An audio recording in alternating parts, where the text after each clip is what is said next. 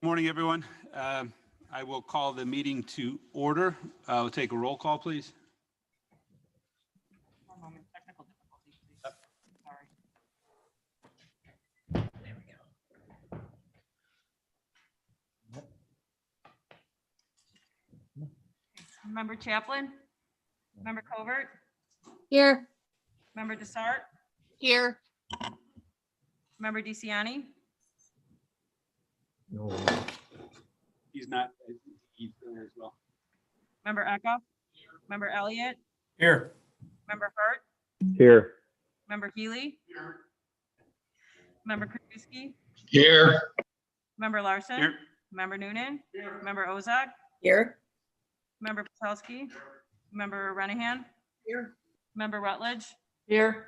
Member Selman, Here. Member Tornatori, Member Zay. Okay, we have a quorum. Do we have anyone signed up for public comment? No public comment. All right. Under Chairman's remarks, we're continuing to march towards our approval of the final tax rolls and the budget for next year. This is going to be our final meeting before that occurs in 2 weeks.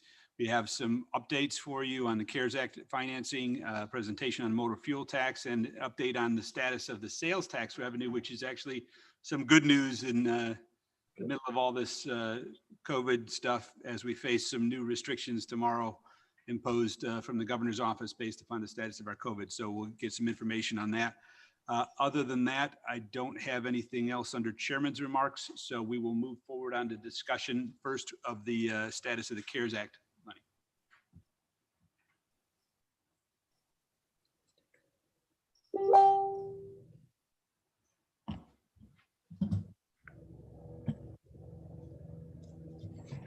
Morning, my name is Mary Catherine and I work in the finance department. Today I'm going to give you a brief update on the county's CARES Act spending. The three things, it's going to be relatively brief, but the three items are unspent CRF dollars, local government spending, update, and supplemental requests. First, I wanted to mention to you, I know you've probably all looked at the agenda, but the agenda includes a resolution on unspent CARES Act dollars. We talked about this issue at last month's board meeting, and we tried to integrate some of the input from this group as well as some discussions that we were having internally to put together this resolution. Purpose of the resolution is to notify our local governments and community service partners that they need to use their CARES Act allocations or they run the risk of reallocation. The language includes a December 31st deadline for reporting to us on unspent dollars. So this is really only the groups that haven't been spending their dollars. To date, we did send out information at the end of last week to of most of the folks in question. So they are aware that this resolution is going to be discussed at today's board meeting. My second topic is local government reimbursements. I know we sent out our standard report to you all last week. There's been a ton of activity in the last couple of days. So what you're going to see today on this presentation was updated yesterday. It's pretty much the latest and greatest. If we could pull up the slides, Wendy. As a general reminder, when we get to the slides, gray is good. So the lines that are highlighted in gray, that's where people have billed out their entire amounts.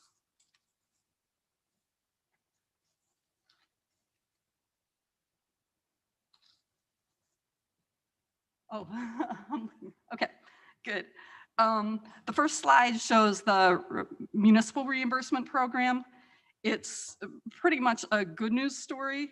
You can see that most of the municipalities, with one exception, Bolingbrook, and a couple others, Glendale Heights, they've pretty much built out their program. So You blew me down. That Bolingbrook. yeah, we've been working with Bolingbrook. They got some of their information late, but we know we're on it. So that one we're not at all concerned about. That's, only about 1% is remaining on the municipal side. And the whole program is $49 million. The bulk of it's on the municipality side, the $43 million. So this part is the biggest part and really is why the program has been, I think very successful to date. Next slide. The fire protection districts, similarly, I think show that, a lot has been billed for. We only have a couple that haven't submitted anything.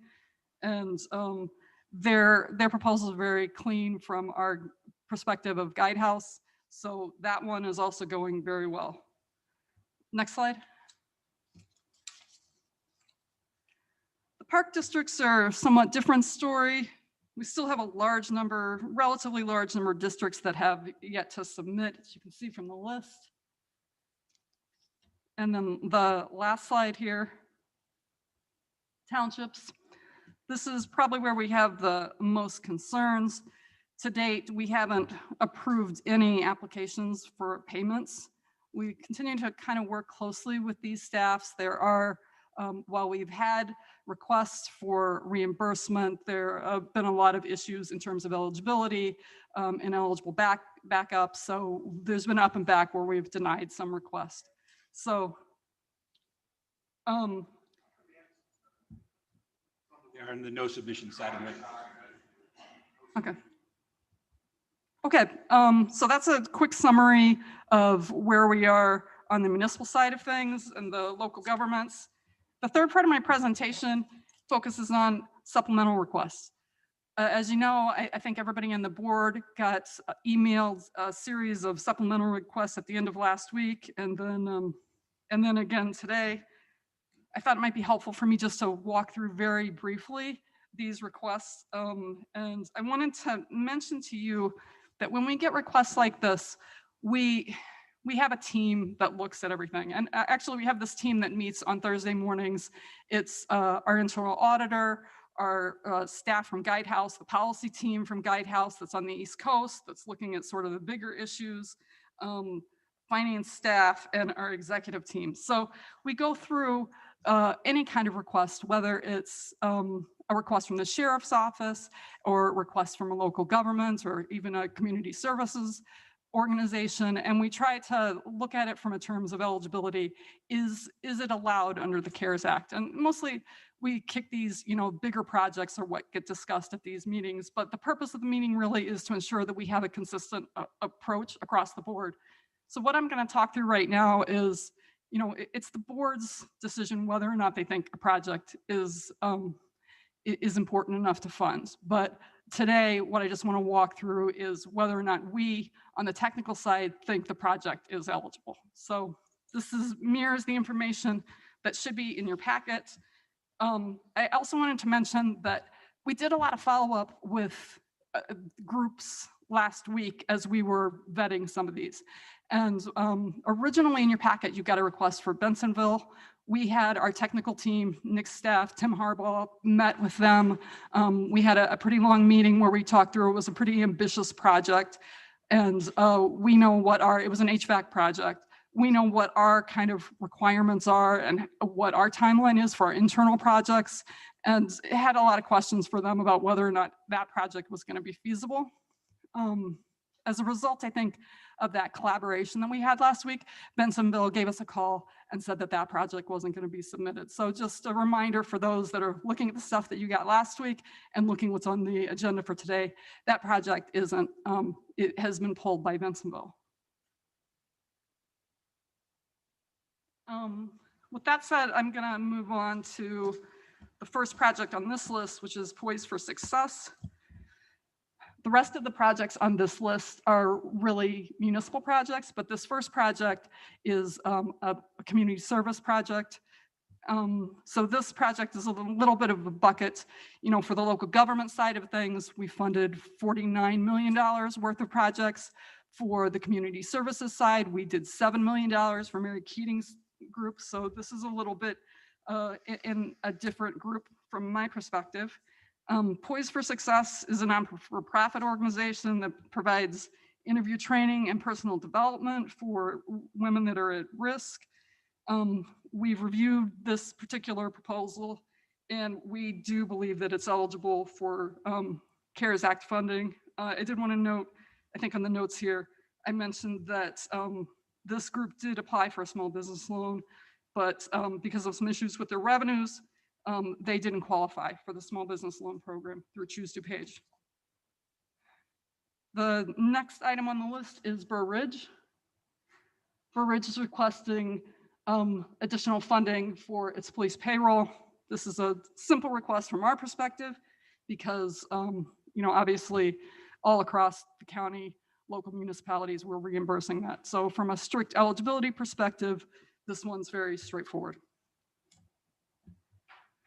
Downers Grove is asking for money, $55,000 for outdoor dining accommodations, including the rental of portable barriers for their downtown space and an additional $70,000 for payroll costs for the Economic Development Corporation there in Downers Grove. This project is also CARES eligible, but and in reviewing some of the backup material that have been submitted, for it to be actually reimbursed, we're going to need some more information from them. So that one is good. Villa Park is requesting $25,000 for a UV disinfectant technology for its village hall and for the Iowa Community Center. This is what I would term an HVAC project. It's a relatively small project. Our team, a lot of these we had to follow up last week with, and we walked through the details of this project, and we feel, based on those updated conversations that we had near the end of the week, that this project we're confident that it's going to meet the 12/30 deadline. So this project is also eligible, and we don't think there'll be any implementation problems with it. Then the last item on my list is Woodridge. I would say we got some input from folks here on the call, as well as the folks out in Woodridge. So one of the things, I think you got updated information from Woodridge, kind of laying out the details of exactly what they were looking for. And so we did revise our analysis of the Woodridge project. Just to be clear, their, I'm going to say revised request, but I think really clarified request is that they're looking for $57,000 for a liquor license rebate program, $105 for capital grants to small restaurants, and $187 for both, also for restaurants to cover operating expenses. Now, I mentioned at the beginning of this conversation that we have this committee that reviews all of the submissions. And at the committee, one of the things that we have looked at, and we've gotten a number of requests for, is what we term revenue replacement projects. Those are not allowed under the CARES Act. And just so for the benefit of this group, we've actually denied such requests. From Addison had requested a refund related to water billing and liquor license renewals. Darien had requested food and beverage tax rebate program. Oak Brook had requested a liquor license renewal and a hotel tax rebate. And Oak Brook Terrace had requested a rebate from the city's retail occupation tax. So those are all places that, we reviewed them as a group and denied those applications. It wasn't a big issue for any of the municipalities because they were able to just resubmit, the guidance changed and then they were able to resubmit the payroll. But these are expenses that we don't think are eligible. So as a result, we have recommended a portion of the Woodridge request, which is $292. That's really for the grants part, the grants that are going for operating capital expenses to their restaurants. And we denied the $57,000 request for the liquor license revenue replacement part. That's a piece that we think is ineligible. So I know there'll be more conversation during the board meeting, but I just wanted to give a brief overview because there's so many things at this particular board meeting that relate to the CARES Act funding. So I thought it might be helpful to do a quick heads up before you actually address items one at a time. So if there are any questions. Yeah, you take the sharing down so I can see. Okay, I know some people have questions. We're going to take some of these votes individually later on in the meeting, and we can discuss that as well there, but I will welcome any questions we have. I do appreciate, Mary Catherine, the update on this because it does lay the framework for our expenditures, which are coming to an end this year, and we need to make sure that we accommodate that. Member Krajewski, then Member Tornatori. Thanks. Real quick, the Bensonville was Bensonville Library, correct? Not the village?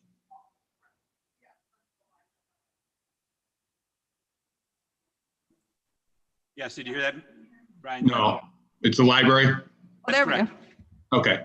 And then the second thing is on that Poised for Success, it's a great program, but when they were declined by Choose DuPage for revenue issues, my understanding is these businesses that were declined by Choose DuPage on the revenue issue was the fact that they couldn't show a decline in revenue, meaning their revenues were higher during the time period COVID now versus last year.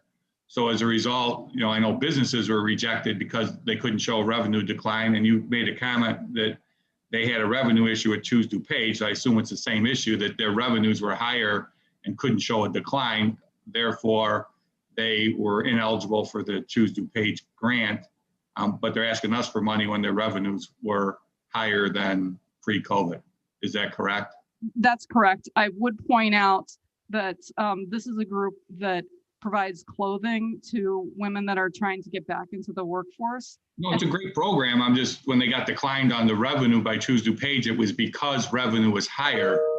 I know we're trying to supplement people that lost because of COVID. Right. I just wanted to add that you're correct, but also because of COVID, they aren't able to take in any donations. So that is one thing that's, people are no longer donating clothes, and that has impacted like their basic model for services. But this is not a group, I should add, that has done work with our community services team in the past. So yes, and it wasn't, Board Member Krajewski is correct. Thank you. There are probably some not-for-profits that have increased revenue this year from grants and so forth, but their needs have even more greatly grown than the revenue. But because of the model we established in the Small Business Relief Program, it was based solely upon revenue and not upon need, and that kind of makes a difference in the way we're evaluating this. But again, it'll be the board's decision, the committee's decision, whether or not to approve these individually. Member Tornatori. Thank you, Mr. Chairman. I'm quite frankly, I'm astounded by some of these numbers and some of these requests.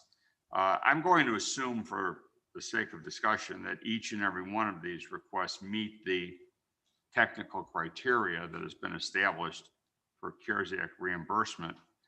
But one of the questions I have is there a determination by the group that all of these municipalities have expended all of the monies that they've received under the original municipality allocation and disbursement, number one, and if they have, is there some proof, and how did they do that? And number two, while I will acknowledge that I'm sure that revenue replacement projects don't qualify, this certainly looks like an end around to some revenue replacement projects.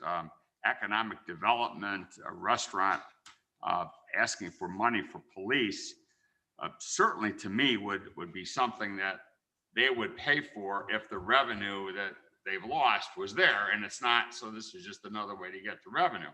But mostly for me, what's concerning is that, looking at Woodridge, that's $300,000 of, what do we got, $3 million or thereabouts in discretionary funds left over, I think is what I saw the last time we got the numbers. I mean, that's 1/10 of what we have for one municipality.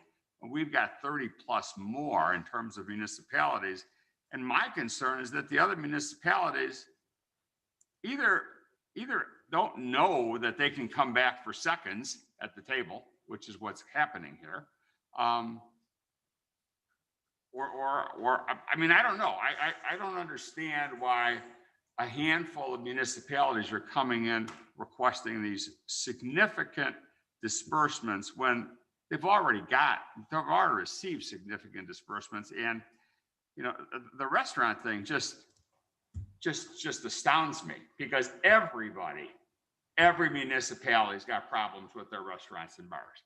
And I'm sure that every municipality can put together a 1 or 2 page request for X number of dollars to get money reimbursed for their restaurants and bars. I'm sure every municipality could come back and put together a request for economic development. There isn't a town in this community that hasn't had a devastation to their economic impact. And as far as police is concerned, I'm sure that, again, every municipality is a little bit short on what they paid their police and fire, including our sheriff. So I'm just astounded by the amounts, by the requests by these municipalities.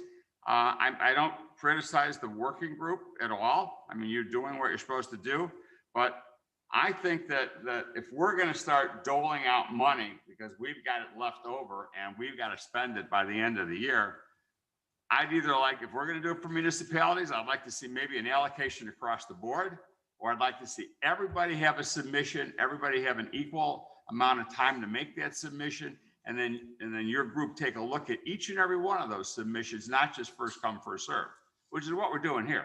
I mean, these are people who were first in line, and I applaud them for their creativity to do what they're doing, okay? And to be first in line. But that doesn't negate the fact that there's still a lot of other municipalities who can use this money, including, a lot of our not-for-profits that can still use it. So I've got a myriad of questions, and I'm concerned with these municipalities coming back a second time, asking for money that, for me, is obvious that obviously every other municipality has these same issues. So thank you, Mr. Chairman. Thank you. Yeah, and as you may recall, we had this discussion when we had a couple of supplemental requests that were very specific for specific projects in the hardest hit areas of the county, where we had distributed funds based upon population and not necessarily based upon need. And we tried to accommodate a few special case projects. And I said this, I hope, would not be an opportunity for everyone to raise their hand and say, me too. There may be a little of that going on, but again, I'll leave it to the committee to make their determinations on a case-by-case basis. Anyone else have any questions or comments with respect to the member to start? Thank you. Thank you for your work, Mary Catherine. I'm trying to understand, later in this agenda, we're going to be voting on 9J, which is the Village of Woodridge. So could you explain, they're asking for $350,000, but you said that $57,000 was taken out. You're not going to consider the liquor license rebate. You're taking out the restaurant operating expenses. So is that taking out of the 350, or does the 350 reflect what has already been taken out of their ask? Their original request was for 350, and our working group has recommended that the $57,000, the 57.3 is ineligible. That's the piece that's the revenue replacement part. So what's left that we would say to the board, I think as the item stands right now, as it's drafted in the resolution, it says $350,000. Our technical committee says, hey, we don't think that that's completely eligible, the whole amount. Instead, what we have said is that we think 292.7 is the amount that's eligible. And that's basically what's left is operating and capital grants for restaurants. And, they have a lot of detail that they provided in the packet for you of how those two are divided up. But really, from my perspective, it's the $292.7, $1,000 that is eligible. So from a technical perspective, if the board was willing to support this item, we wouldn't recommend supporting it at the $350,000 level. We would, think that what's more appropriate from an eligibility perspective would be the lower level. That's what we're recommending. Thank you for that clarification. So item J would have to be amended on the floor. All right, thank you, Mary Catherine. G is in golf. J, I'm sorry, J. No, I think it's G. 9G on the finance agenda. Oh, I thought we were talking about, yes, you're right. I was looking at the county board agenda. Thank you. Yes. You got it. Thank you. Any other questions or comments with member Eckhoff? I just had a question. A couple weeks ago, we authorized to give choose DuPage to give some money, and my thought when I saw the emails was that they a number of applications and they had to shut it down really quickly. Why wouldn't we refund that program for, especially now that we're going to go back with this lockdown to restaurants? Well, it's certainly an option we can consider. I think part of the issue has always been bandwidth for Choose DuPage.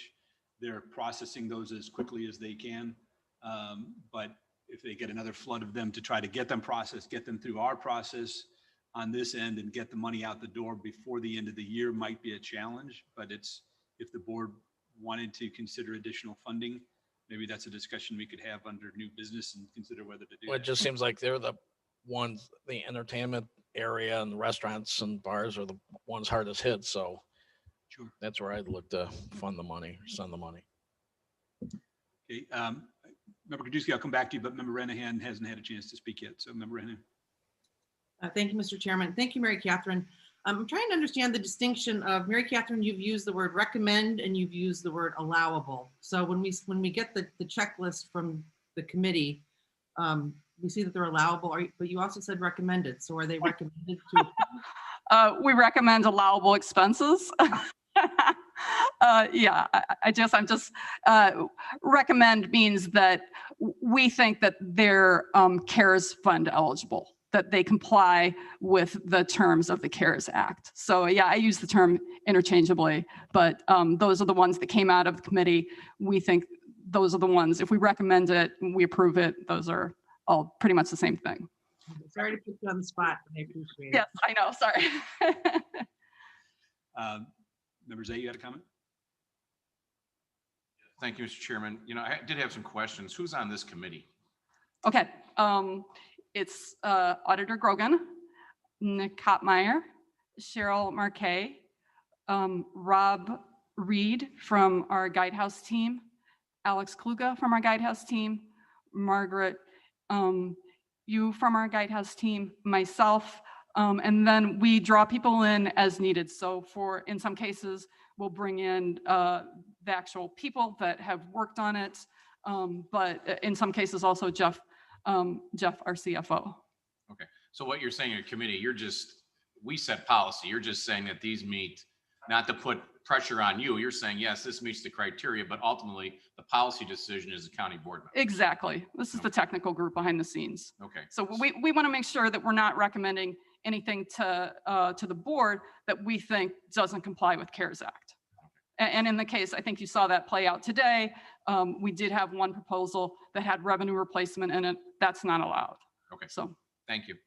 And just for, again, sake of clarity and Member Renahan's question, when you say recommend that it go forward to this committee for further consideration, not that you're recommending approval because Yes. that's obviously a policy call for the Yes. board, but that it meets the criteria.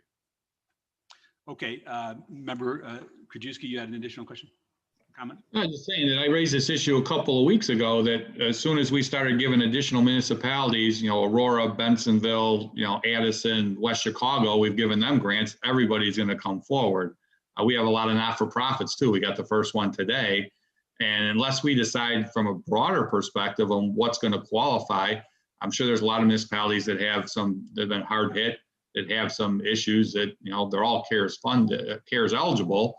But how we're going to start picking and choosing, what criteria we're going to use to tell one town yes, another town no, or is it just the ones that got in quickly, like the ones we've already approved and the ones we have in front of us, get it? But I knew this issue was going to come to us a couple of weeks ago when we started giving additional money to municipalities. They all have needs, and they're all starting to come forward. And we did hear that staff has rejected a few of them because they weren't CARES eligible. I think said Oak Brook Terrace and Darien were some other revenue replacement ones, but they're going to probably come back with some additional ones.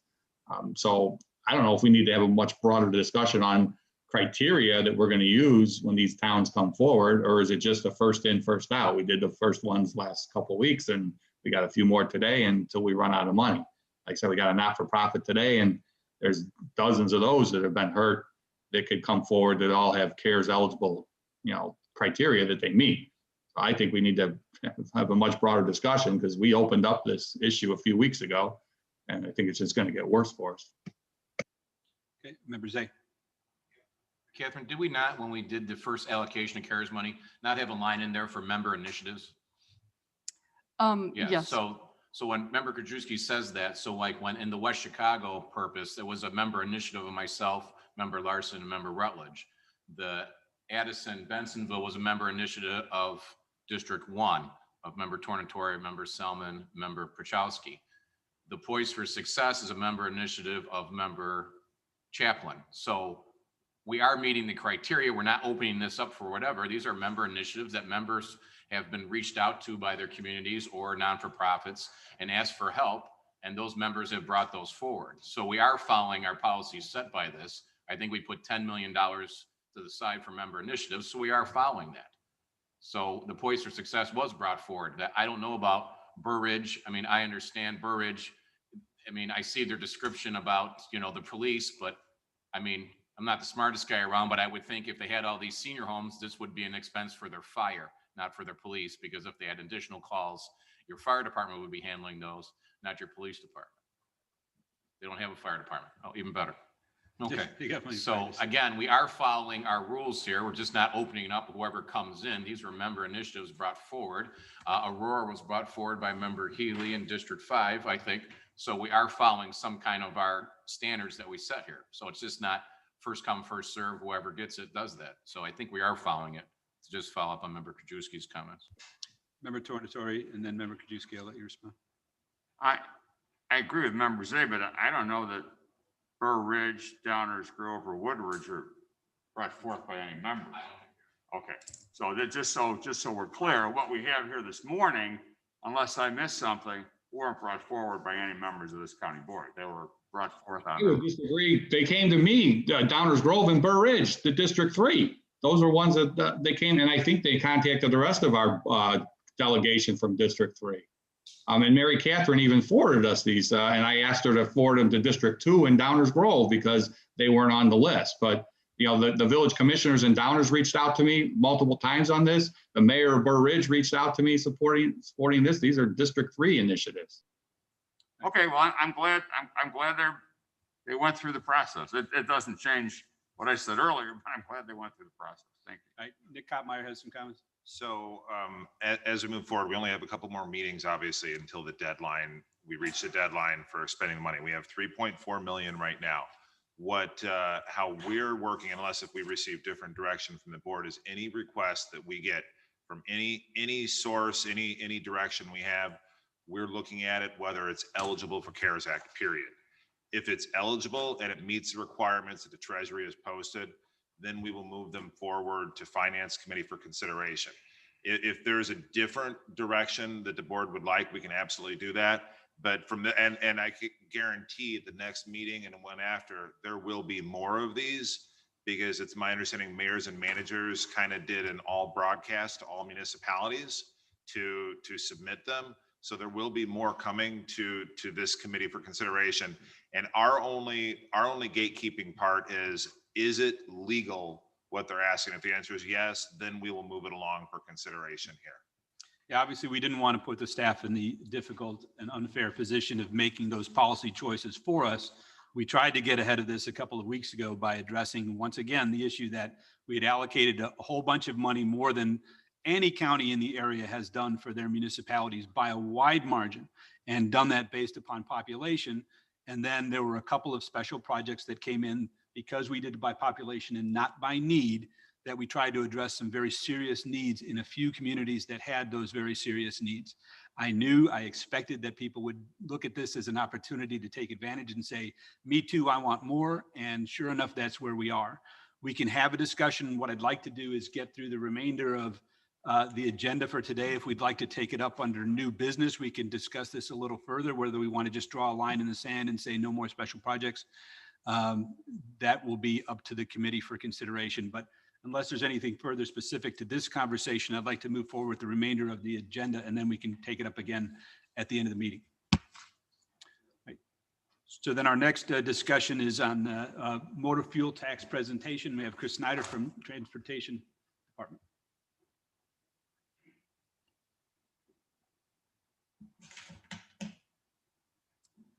Thank you, Chairman Larson and members of the board, for the opportunity to present to you today a proposal on looking at the county option motor fuel tax, otherwise known as the local gas tax, and possibly increasing it. So over the last several weeks and months, I've been updating the Transportation Committee on the impact of COVID as it relates to our monthly allotments. Those allotments are absolutely critical to fund our basic maintenance and operations, but also our capital improvement program. And so what I want to do today is, during those discussions, comments were raised about the adequacy of that funding and whether additional fund sources should be looked at or need to be looked at to fund DOT, not just in the near term, but the long term. Because I think if you look at the telework policy that this own board passed, that the COVID impact is going to be felt long term, in addition to increased fuel efficiencies and electrification and all the other things that continue to erode our motor fuel taxes. So with that, the presentation I will be sharing with you is what I shared with all of you over the weekend. So today I'll provide some context with you. And again, at the end of the presentation, what I'm looking for is policy direction from the board as to whether to bring forward an ordinance to increase the county option or local gas tax. So starting off, we'll just put some context into the Division of Transportation. Many of you have seen this before. We have 102 employees that our sole mission is to plan, design, construct, maintain, and operate our transportation networks. And so the question is, what makes up our transportation network? So we have just about 970 lane miles of roadway. So a 4-lane road that's 1 mile long is 4 lane miles. To put this in context, this is the same as maintaining one single lane between here and Denver, Colorado, to give a sense of the magnitude. We have 50 bridges, 305 traffic signals. And again, in addition to 970 lane miles, we have an additional 315 miles of sidewalk, paths, and bike trails. Next slide. We're a special fund department. We're funded exclusively by 3 major fund sources. The first one is the county option motor fuel tax, which is the focus of today's discussion. We'll get into detail. That primarily is used to fund our core maintenance and operations. The other 2 fund sources are state motor fuel tax and impact fees. Those are primarily exclusively used for capital. Capital being engineering, land acquisition, construction, and participation in projects with our local agency partners. Next slide. Focusing on maintenance and operations. So prior to 1989, maintenance and operations for the Division of Transportation was funded through property taxes. There was a highway tax, a bridge tax, and there was a federal aid matching tax. In the late 1980s, 1989, under Illinois First, legislation was enacted that essentially created the county option motor fuel tax law. And that law allowed 3 counties in the entire state of Illinois, only 3, one of them being DuPage, to enact a county option motor fuel tax. So after that was, and shortly after that was enacted, the county made the decision to break away from a property tax system to fund transportation and instead focus on a user-based system, right? If you use it, you pay for it. If you don't use it, you don't pay for it. So at the time in 1989-ish, they enacted a 4-cent county option motor fuel tax. It's a flat tax, hasn't changed in 30 years. So you can imagine the buying power of 4 cents per gallon in 1989 compared to the buying power 30 years later. Next slide. So if we compare our allotments over the last 5 years on this slide, and then we'll look at the next slide, which is actual operating expenses, to see where we are with covering maintenance and operation.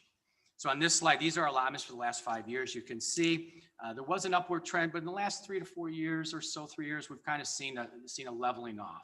And so in broad numbers, looking at the graphic, we're about $19 to $20 million in allotments from our 4-cent motor fuel tax. Next slide.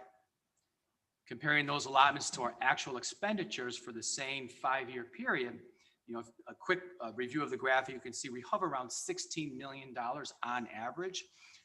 It does fluctuate any given year, 2 primary purposes: Mother Nature. If we have a severe winter, we're going to see our overtime and fuel and salt costs and liquid de-icers go up as compared to a mild winter. The other thing is our fleet. Repairs, capital. Again, these are capital non-highway, so it's replacing snowplows and equipment and other things. But on average, you can see basically we're spending about $16 million a year, and our allotments are about $20 million a year. Next slide.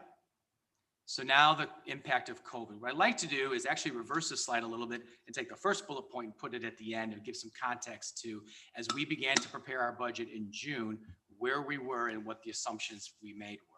So as we started our budget in June, the pandemic was in full effect, if you will. We had seen reductions in local gas as much as 45% in monthly allotments. So as we began to look at, because we had a stay-at-home order, no one was driving, no one was going to work, right? And so what we did is we went to the budget cycle. We had to make an assumption on what this impact was going to be, this COVID impact, both possibly near term as well as long term. So we reached out to our local and regional and state partners, and there seemed to be a consensus that about 20% was a pretty solid number as people were looking, 18-month look ahead. So what that meant for us is when you start doing a budget in June, you have the rest of the year you need a forecast, and then the entire 12 months after that. So we projected a 20% reduction in revenue for the balance of this year, so 6 months, 5 or 6 months, and then all of next year. So that was a net of 2.4 million for this year and 4 million for next year. So a reduction of 6.4 million. In addition, very late in the budget cycle, you might recall that in order to shore up the general fund, those special enterprise funds were asked to fund or reimburse the general fund for direct and indirect costs. For DOT, for Division of Transportation, that was $570,000 that we had to make room for. And so how do we do that to provide a balanced budget? We shifted some of our commodities to MFT that were eligible, specifically salt. We have never funded salt with MFT. We've always used local gas. As you remember, there's a little bit of difference between the allotments and the M&O. There's 3 to 4 million in any given year. So we are able to use some of that and invest it in capital projects. So we moved eligible capital projects from local gas into into MFT. The other thing is we deferred any major equipment purchases. Normally we buy 4 plows every year. We have 40 plows. They have a 10-year life. 4 every year is a very predictable replacement ratio. We also have other equipment, whether it's end loaders, mowers, you name it. So annually we spend 1 to 2 million on equipment in general. This year we reduced that to just 2 snowplows. So where we're at is we assumed a 20% reduction for the balance of this year in 21. And that put us for our FY21 budget, just basically meeting our maintenance and operation needs, our day-to-day functions to maintain our transportation network. Going back to the first bullet point, as we sit here today, we're closer to 25% the trend. And what that means is for every 5% difference between what we projected and what the actual is, that's another $1 million that I may not have, DOT may not have, to fund next year and have to look for deeper cuts and level of service reductions. Next slide. So in addition to M&O, we have capital, right? So obviously safety, state of good repair, accessibility. We're a division of transportation. We're not a highway department. So it's roads, it's sidewalks, it's pedestrian, it's bicycle paths, it's transit supportive improvements, congestion relief and system expansion projects. Next slide. So I've got a couple slides here. I'm going to talk in very general terms. So if you look at this slide, this is our roadway network. It kind of gives you a sense of how our system has evolved over many decades. And you can see prior to 1960, 75% of our roadways were originally built. And then we had a huge surge or growth in population and employment, late 70s, 80s, and 90s. And the county responded to ensure that they had a safe, reliable, and efficient transportation network to accommodate that growth. So a lot of those roads that were built many, many, many decades ago were then reconstructed, expanded to accommodate that growth. So as we sit here today, you see that bubble. Much of our system, over 60%, is in excess of 30 years old. And in almost exceeding or approaching exceeding its useful life. To put it another way, in 2010, anticipating this bubble of major reconstruction, we implemented a pavement management system. So this is a very, next slide, I'm sorry. This is a very busy slide, so I only want to focus on 2 things. In 2010, when we enacted our pavement management system, which is blue, and then the black, which is 2019, which is a decade later. And you can see the blue where that peak is, right? It's in the good range. Okay, we had a very good system. In 2020, the county had a bond issuance in which we invested in our transportation system. So we were able to maintain the serviceability, the condition of our system. 10 years later, the black, you see that peak has been flattened. That was critical. One of the things we didn't want was to not keep up with maintenance and have that peak shift way to the left and now have a huge need without the available resources. So we have targeted increased investment in just maintaining our infrastructure, first to flatten the bubble, but at the same time, we still haven't kept pace. You can kind of see that trend, that black line shifting more to the left. So instead of good, we're in the fair to good range. Next slide. This is an investment model, okay? So in the time I've been with DuPage County, we've gone from investing $4 million a year in state of good repair to 8 million, and we're programmed for 10 million next year.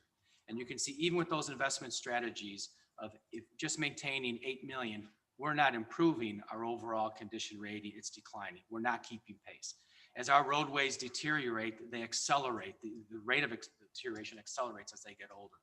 What this is showing is with a sustained impact of $10 million per year, we're able to maybe break even.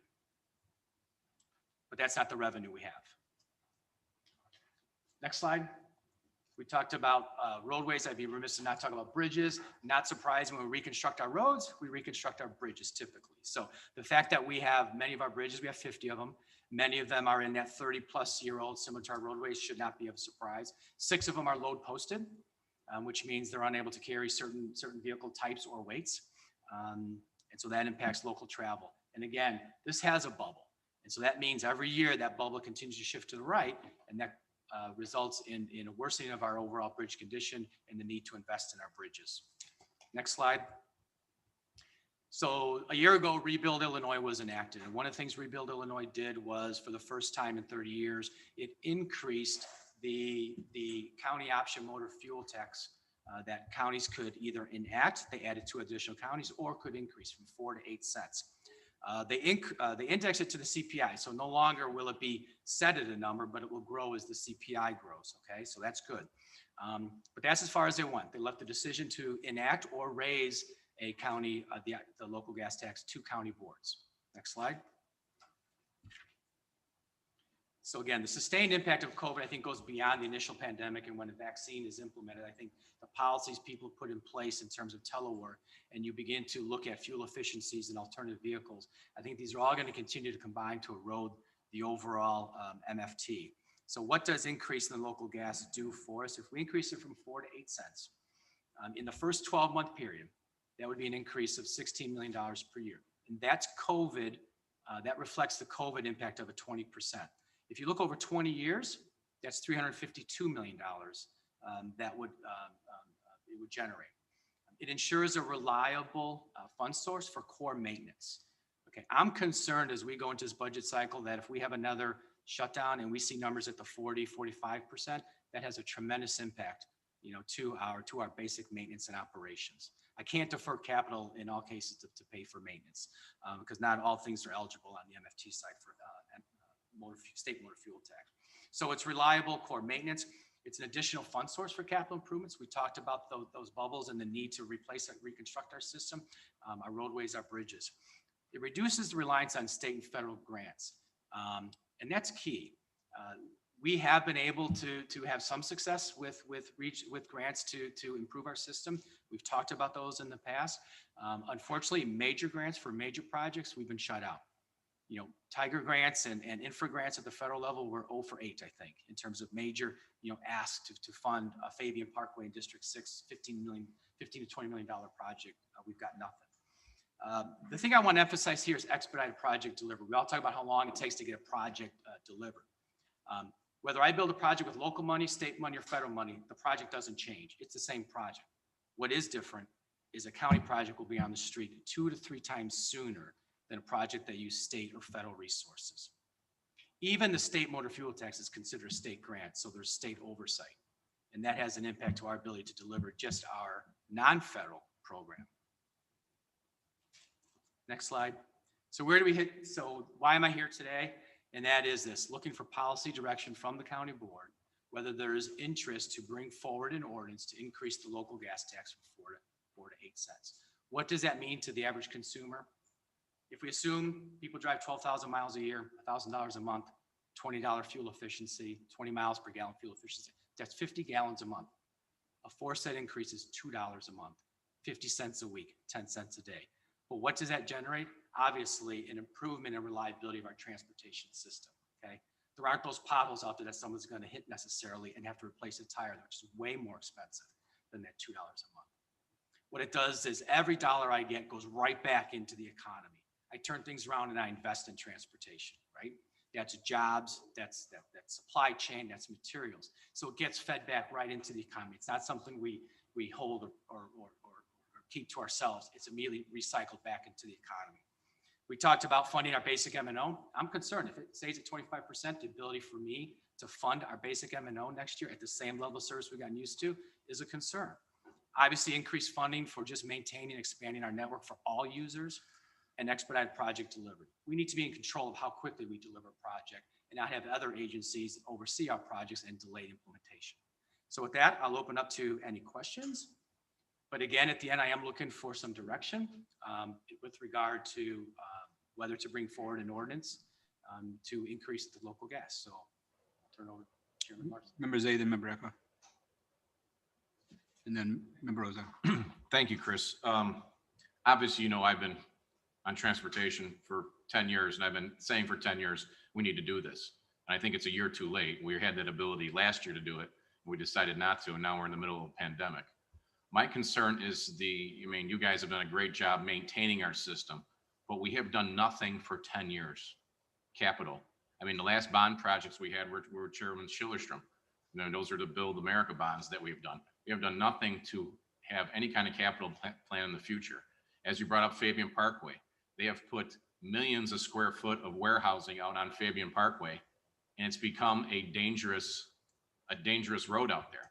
And to make things worse, Kane County's done their part of Fabian Parkway. They just redid it, and ours sits there. So obviously there's a need out there. I mean, we talk about, you know, the state of our roads. I can tell you, District 6 has a large portion of county roads, and they are in need of repair. Just not, you know, scraping and redoing all the time. Gary Avenue, Army Trail. I mean, a lot of those, are beat up and really need to be done. And it's no fault of yours. It's just, this is what happens over time. So, this is a way to go around it. We talked about the capital plan from the state. How much did the county get on capital for roads? So for this year's annual program and 5-year program with Rebuild Illinois, not a single new project was added in DuPage County. So second largest county, not one project was here. So we really need to look at this. Like I said, this is a year too late. Gas prices are at a low right now. We need to do this, not only because of COVID, because we are losing money, but in the future, we need to move forward. I don't know. We always talk about our AAA bond rating. It seems like it's the old guy in the neighborhood that, backs the Corvette out and shines it up, and, everybody goes, ooh, look at the nice car, and then puts it back in the garage. This will give us more ability to bond, wouldn't it, off of motor fuel tax? Absolutely. It provides, an improvement in financing options. You said it's been 10 years. That we see that chart, it's going down, but at some point it's going to peak again. It's going to go back up. So, again, we should have done this last year. To do this in the middle of a pandemic, I know is a tough ask of board members, but again, this is really for the future of our roads here, because we have no capital plan, moving forward, that this would help us a lot maintain what we have and possibly get a head start on some new projects. I remember there was a day when we used to put seed money up and do engineering with the state for state projects, and we would get moved to the top of the list. North Avenue, Belmont, grade separations, Couts Road, where we would get in, we would be a partner with them, and our projects would go there. Now we see we don't have that money, and we get 0 projects this year. And obviously there's a reason for that. So again, I think it's a good thing. I've been saying it for years. I know it's a tough time to do it, but this is basically the future of our transportation program right here on our roads, for the next, 5 years at least. Just one point of clarification, the tax is 4 cents or 8 cents. It's not a percentage. So the cost of the gasoline, the price of the gasoline doesn't impact that. Correct. It's It's the a number of flat tax, gallons. not a sales tax. So Right. It does not fluctuate based on the price of a gallon of gas. Gotcha. Okay, Member Eckhoff, then Member Ozak, then Member Pachowski. My first question was, you had Then one Member of the diagrams up there, showed that the maintenance of our roads was going down, so we weren't keeping up. Would this give us the opportunity to stay at least even in that regard? Absolutely. Right. You saw with that $10 million investment, that would basically give us a status quo in our resurfacing program. But also with more money, you've got to realize, as Member Zay just mentioned, we're not building the big capital projects that we might have 20 years ago under bond program. So the only thing we're doing is maintaining, we're resurfacing. With additional capital, not only might you be maintaining through resurfacing, but now you're implementing a Fabian Parkway, right? A road that gets completely reconstructed, brand new. That's going to drastically impact that curve, that declining condition. So it's all projects get put in the mix, not just resurfacing. It's just resurfacing has been the one we've been able to fund without grants, state and federal grants, which then adds years to the. Because that's my first concern is if we start falling behind on maintenance, it's a little snowball that as it goes farther along, gets to be a big snowball. And then in 10 years, some county board is stuck with a huge price tag that because we didn't address it today. So I think we need to address that today. Then my second question is, how many new projects, Mr. Zay talked about Fabian Parkway, how many new ones are at least in contemplation that we need around the county? Well, one of the things we're in the middle of right now is working on our long-range transportation plan. And we're having to revisit the entire fiscal constraint because of Rebuild Illinois and now factor in COVID. So the time to now consider a gas tax increase would be to put into that formula to see what it means. What it means in terms of specific projects, I don't know. What it means in terms of 20 years, 350 million more in capital investment. We definitely have projects out there that we need to do, even though we've become a county with a pretty stable population. Exactly. Yes, we have a mature system. Surprise. I mean, not surprised. We have a very mature system, but the age of that system still means the reconstructing kinds, is not far off. We did a great job going from 2 to 4 lanes, but we forgot left turn lanes in 55th Street in District 3, right? Now we're having to go back and add all those left turn lanes where they're missing. 75th Street, right turn lanes, right? Make sure the capacity of that facility is maximized by targeted strategic investments. My favorite intersection at County Farm and Roosevelt Road. County Farm and 30. We've been asking for that project from the state for the decade I've been here. Well, it's a project that members, they talked about how the county has taken the initiative on projects. And that's one that we did the preliminary engineering to put it in a position to get it funded in the future year. And unfortunately, it's one of those that is yet to get funded. I've been asking for that one for 25 years since I was on the city council in Wheaton. So anyway, I think we need to do this. You're older, Grant. Yeah, I was very young back then, even younger than I am today. But anyway, so I think we need to do this so we're not passing the buck to the future generation, next county board down the road, because we need to maintain this or else we're going to be in big trouble at a future point. Thanks. Thank you, Member Ozog, then Member Pachowski, then Member Desart, then Member Tornatore. Thank you, Mr. Chairman. Thank you for your presentation, Chris. I definitely agree that we need to do this. And I just wanted to throw in a little, ad for the Prairie Path and the Great Western Trail, all of our trails. As a personal user, and I also live right outside, the usage during COVID has just exploded, which obviously would increase use and wear and tear on the paths. And Chris, I can talk to you about this at another time, but I just want to be sure that, obviously our sidewalk programs, but the trails, I think, are really being used much more extensively in the recent past. And I'd like to be sure that those are included and even just, general upkeep and maintenance, but I can talk to you about that at another point. Thank you. Sure. Thank you. Member Pachowski. To finance, because I think it's an issue. I'm concerned that, we did have an increase of 4 cents a year ago. And if this is going to be anything that's going to be successful, it needs to be project oriented and we have to have partners on this. So I would like to see we get the building trades and we get some of these other big companies to sign on that this is a public safety measure. And yes, we're down 25% because of COVID, but because we're down 25%, we have to do these things. It's a public safety issue, but I think we need to make it be project-based. We just can't say we're going to increase it 4 cents. I think the electorate's going to want to see where the money's going to be spent. And I think you've laid that out today. So thank you very much for the presentation. Thank you, Member Desart. Yeah, I'm going to echo much of what people said. Chris, thank you so much for your comprehensive presentation. It was very, very well done. I agree. I think that this is, as elected officials, our most important job is to keep people safe and drive. If you've driven on I-80 or I-55, you know how dangerous those potholes can be. Drivers swerving around to avoid them or plowing through them and getting a flat tire, dangerous. So I support the increase up to 8%, 100%, because in my mind, I think that this is a real safety issue. And I think safe roads and bridges are what our families expect from us. So I support it. Thank you, Chris. Thank you, Member Tornatore, and then Member Healy. Thank you, Mr. Chairman. Thank you, Chris. I would also support this. And while obviously county roads flow through municipalities and as through state roads and everything else, I'm maybe I'm over engineering this, but going along with what member Pachelski said, how many roads in the county are county roads versus municipal roads versus state roads? Because I can see somebody saying, there we go, the county again is asking for money for their roads, even though their roads are their roads too, because they go through a town. But I'm just anticipating what might be some pushback. Right. And so, historically, the county has looked at our transportation system as a network, not in jurisdictional views. So as members, they talked about, we have provided seed money to the state of Illinois in terms of many of the projects that got built probably a decade ago. Okay, we realized that improvements to Route 64, 38 over the UP, all three CREATE projects have been the county took a lead role and they're all been built.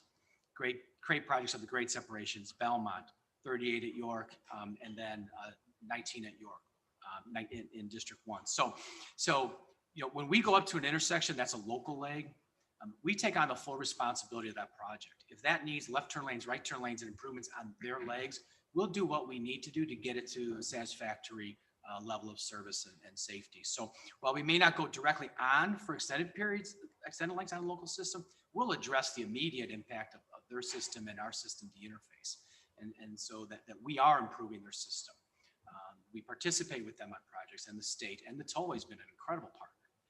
And so as you look at these as a system, I don't know the breakdown exactly between state, county, and municipal.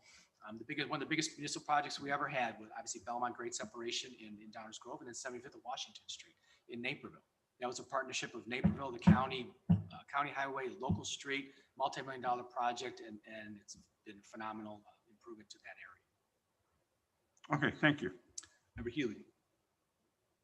Thank you. I guess I don't have to say an awful lot, which I'm glad. For 20 years, I've been pushing things of this nature, and I've been pushing you for 20 years plus you for a decade to put in more right-hand turn lanes on 75th Street going westbound and things of that nature. What I like about this is that it gives you the opportunity to have some capital dollars available to do that. I hope we don't do an awful lot of bonding. I'd rather see us do it slowly so we can get rid of some of those peaks and flatten it out as much as possible. But I'm in full support, and it sounds like almost the entire board is. And I think it's something we should do now. I think we should just get it over with and take care of it before, by the next meeting and get this thing moving, because we will need these funds next year because of COVID. And then years after that, we're going to need it just to start flattening out that system and completing all these little things that need to be done to our system to fine tune it and make it safe. Member Ranahan. Thank you, Mr. Chairman. A couple things. Thanks, Chris. So a question on the projection. We're looking at what, 320 million over 20 years. I mean, it seems to me that we're probably going to become more reliant on, say, electric cars as we go forward. How solid do you feel in terms of this type of projection? Right. Well, and that's the unknown that we have. So what we've done is we've looked at and factored into our projection. So it was 352.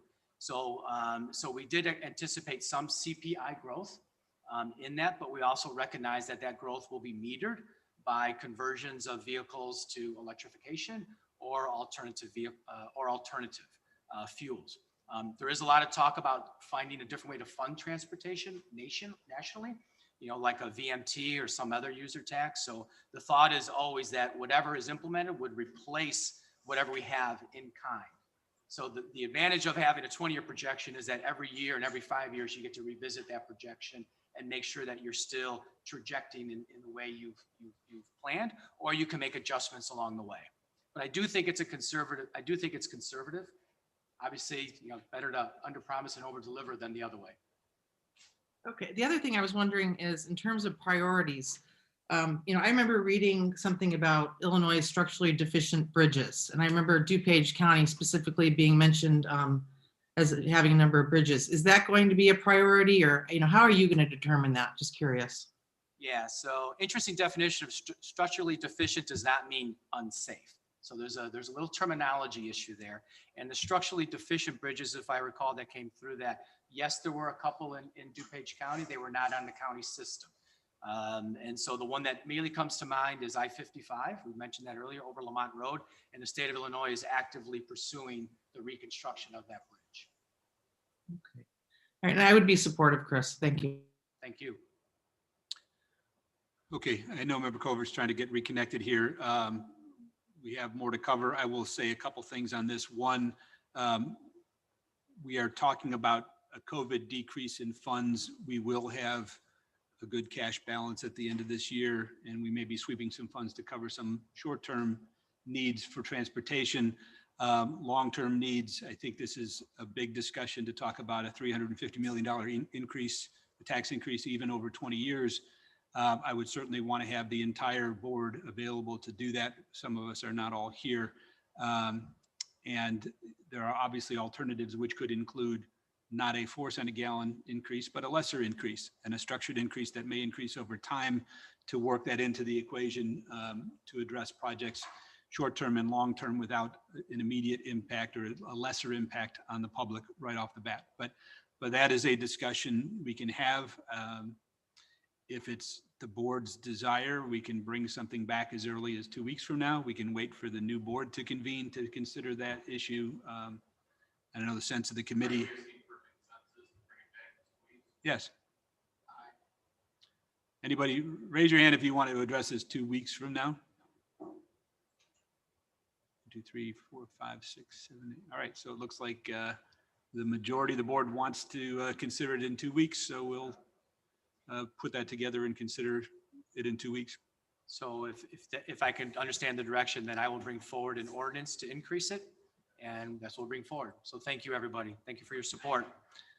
And obviously, so we don't have an interminably long discussion in 2 weeks on this major issue. If there are people who want input and thoughts on this process over the next 2 weeks that can share their ideas regarding what sort of a plan proposal they would want to see along with it, whether they want a 4 cent increase or a lesser increase, all those kinds of things. Please start thinking about that now. Bring your ideas to the table beforehand so that Chris can prepare and address any of those questions in a presentation when it comes back in 2 weeks. Right. And we'll also bring something forward through the committee structure. So it'll be on next week's transportation committee, which will be another opportunity for any board members to participate in that meeting as well. Okay, there you go. All right, before we get on to the approval of minutes, we do have one more brief presentation from Jeff Martinovich, which is actually some good news on the sales tax front. Not to steal his thunder too much, but. Good morning. Those are two very tough acts to follow. We do have a presentation this morning, and I will keep it brief. If we could pull up that presentation.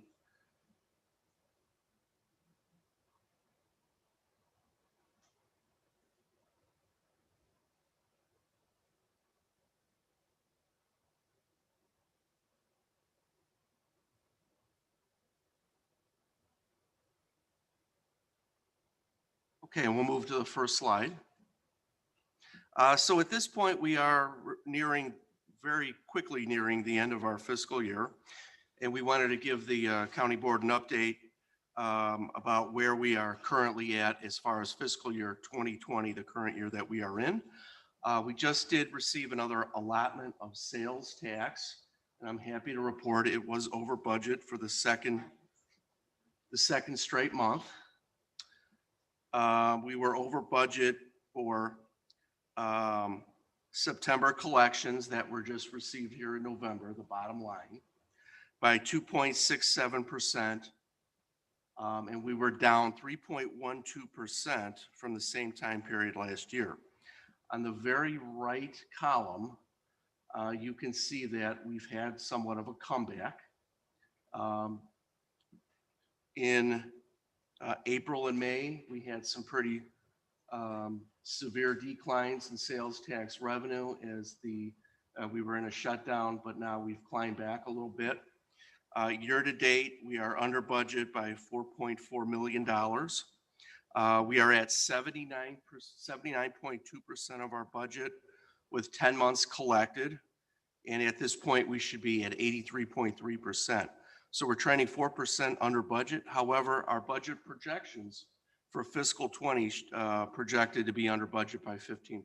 So we're doing better than expected and better than we had anticipated.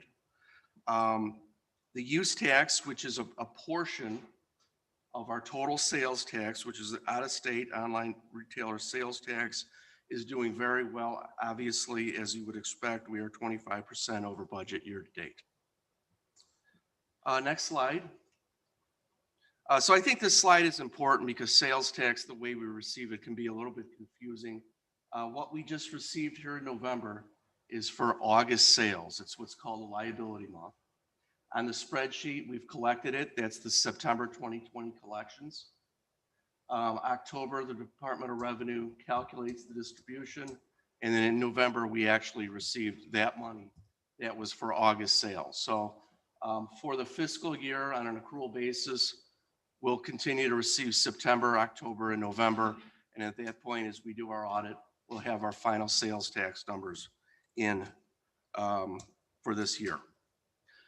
So looking at the general fund budget, if we can go to the next slide, our total revenues, we prepared on the left, our fiscal year 20 budget of $183.8 million. You can see the categories of our major revenues.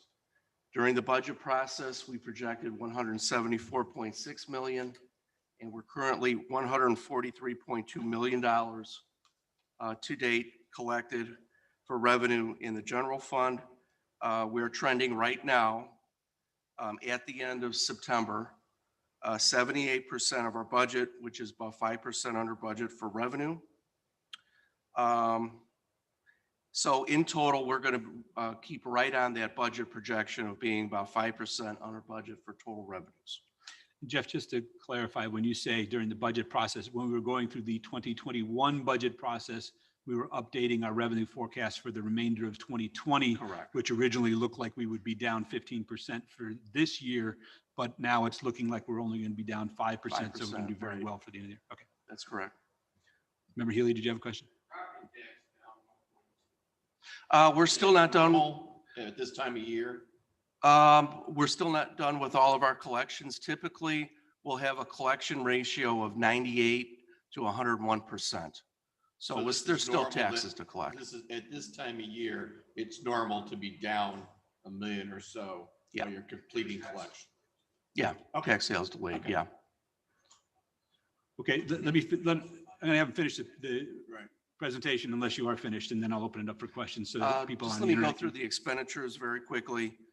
Same layout here. We had a budget of $183.8 million. Year to date, we are at 138.9% of our total expenses. That's 75.5% to budget. So expenditures are trending 7.8% under budget at this time, with a large portion of that in personnel, which is also trending under budget by about the same ratio. So we're controlling our expenses. That's helping to offset that 5% revenue loss at this point. So last slide. The real good news is the blue slide, or I'm sorry, as far as our cash reserves, the blue line represents where we are in 2019. The orange line represents what our cash reserves are for each month in 2020. Currently, at the end of September 30th, we have a cash reserve of $66.27 million. That's 36% of our operating expenses. We're trending right now about $2 million higher than we were at this same time last year. And we just talked a little bit about our property tax collections.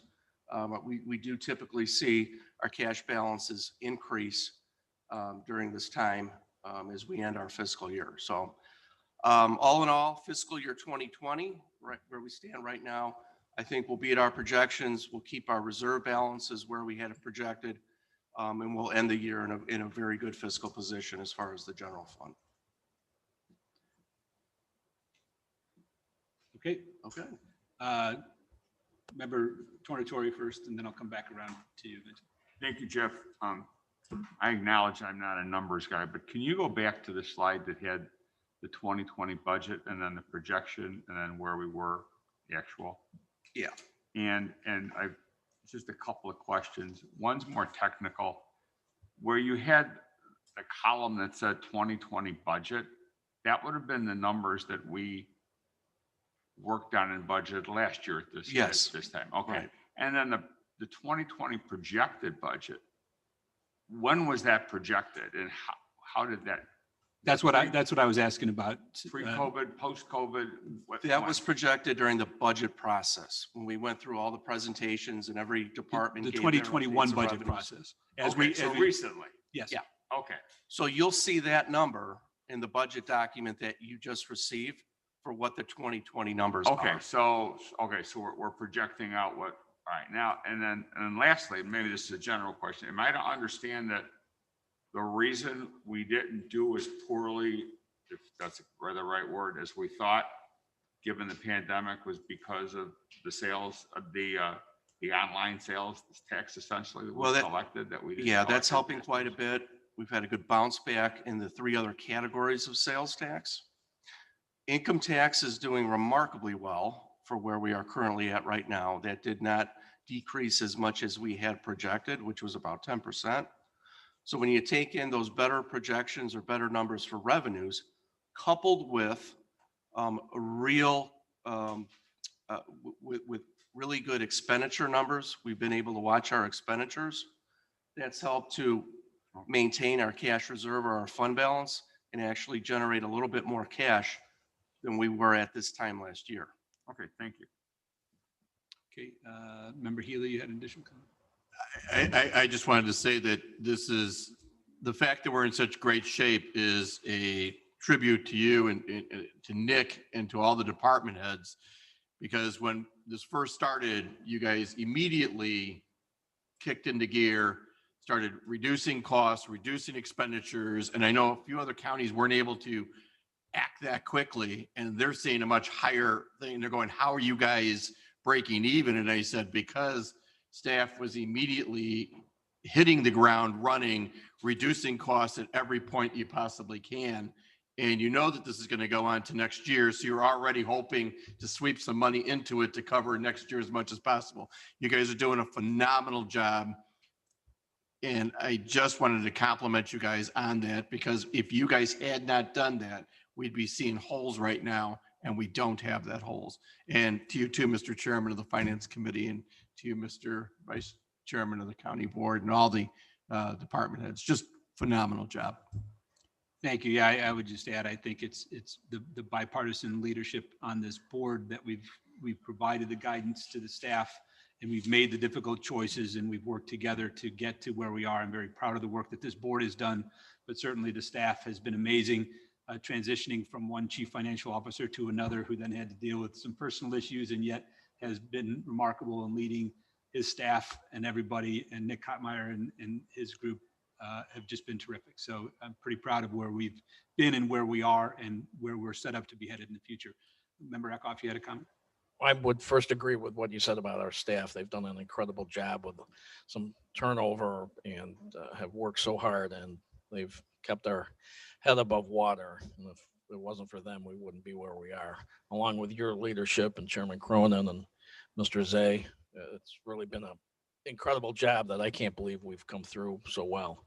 On one of your charts, you had that personnel, the cost of personnel was down. And that was one of the major reasons the expenses are down. Yeah, yes. But it's my understanding we haven't laid off anybody from the county. No. So what departments aren't coming in or having as much? Is it overtime? Is it, what is it? Head count. We're just seeing delays in refilling positions. That is a, it's something that we talk to the departments about. You can hold on to, refilling positions. It saves money if you can get through during this time.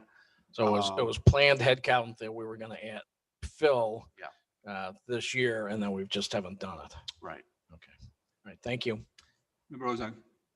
Thank you, Mr. Chairman. So at this point, you wouldn't anticipate that we would have to have a hiring freeze. We would still be able to leave hiring open depending on what department's needs are? That's correct, but we still need to take a conservative approach to spending in the future and watching those positions and any other dollars that go out the door. Okay, and thanks again also. The great job and very good news to hear today. Thank you. Okay, thank you all. We do have to, Jeff, thank you very much for that. Yeah. It is important end of year stuff. I know it's a lot. So we're going to move on to the approval of the minutes. I need to clarify, Member Sarp brought this to our attention. Thank you for that.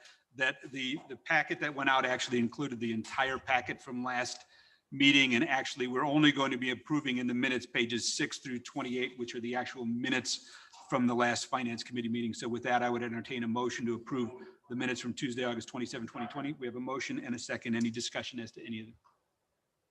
Seeing and hearing none, roll call. Member Pachowski? Member Renahan? Yes. Member Rutledge? Aye. Member Selman? Aye. Member Tornatori? Member Zay? Aye. Member Chaplin? Member Covert? Aye. Member Desart? Aye. Member DeCiani? Member Eckhoff? Aye. Member Elliott? Aye. Member Hart? Aye. Member Healy? Aye. Member Krajewski? Aye. Member Larson? Aye. Member Noonan? Member Ozak? Aye. Okay, all ayes, those are approved. On to budget transfers. Mr. Chairman, I move on FIR 63220 budget transfers. Okay, we have a motion and a second. Any discussion as to this item? Seeing and hearing none, roll call, please. Member Zay? Aye. Member Chaplin? Member Covert? Aye. Member Desart? Aye. Member DeCiani? Member Eckhoff? Aye. Member Elliott? Aye. Member Hart? Aye. Member Healy? Aye. Member Krajewski? Aye. Member Larson? Aye. Member Noonan? Member Ozog? Aye. Member Pachowski? Member Renahan? Aye. Member Rutledge? Aye. Member Selman? Aye. Member Tornatori? Okay, all ayes, that's approved. On to procurement requisitions, finance. Thank you, Mr. Chairman. I move on FIO 9320, Second Amendment to AHAB 031A19, approval amendment to Chapter 20, DuPage County Code ordinances regarding regulation of adult entertainment facilities. Recognize Member Renahan to second the motion. And Member Renahan, I know you led on this issue. If you'd like to comment on the. Yeah, I second the motion. I just want to ask to waive the first reading if that's acceptable. Okay, we have a motion to, do we need a motion on that?